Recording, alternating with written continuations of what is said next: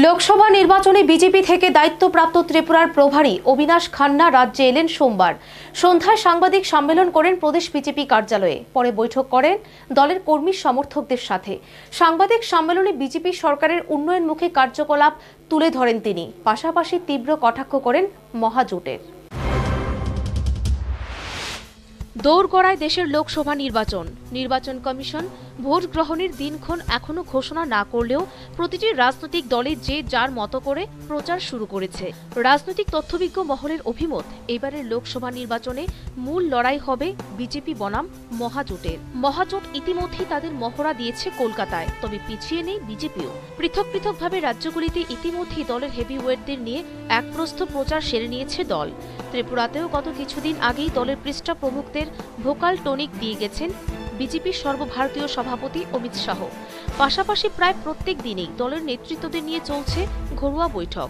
এদিকে আসন্ন লোকসভা নির্বাচনে রাজ্যের প্রস্তুতি খতিয়ে দেখতে এবং কর্মীদের ভোকাল টনিককে উজ্জীবিত করতে সোমবার রাজ্যে এসেছেন লোকসভা নির্বাচনের ত্রিপুরা প্রভারী অবিনাশ খান্না। সোমবার সকালে রাজ্যে আসেন তিনি। বিকেলে সাংবাদিক বৈঠক করেন ত্রিপুরা প্রদেশ বিজেপি কার্যালয়ে। তিনি এদিন সাংবাদিকদের সামনে কথা বলতে গিয়ে মহাজোটের তীব্র বিরোধিতা করেন।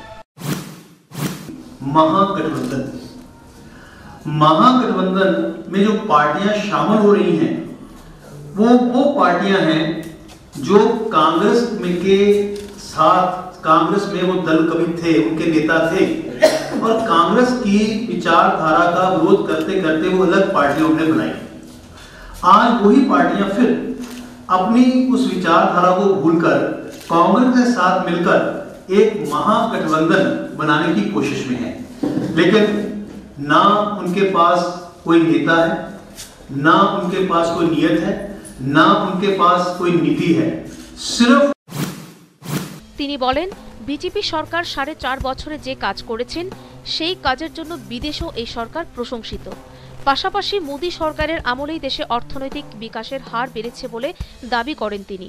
তিনি বলেন, গত লোকসভা নির্বাচনে বিজেপির কাছে শুধু মোদীর নাম ছিল, এবার মোদীর নামের পাশাপাশি উন্নয়নমূলক কাজও আছে। 2019 সালে মহাজোটের মজবুত সরকার নয়, মোদীর মজবুত সরকারই গঠন হবে বলে মত ব্যক্ত করেন তিনি। Bureau report, news vanguard.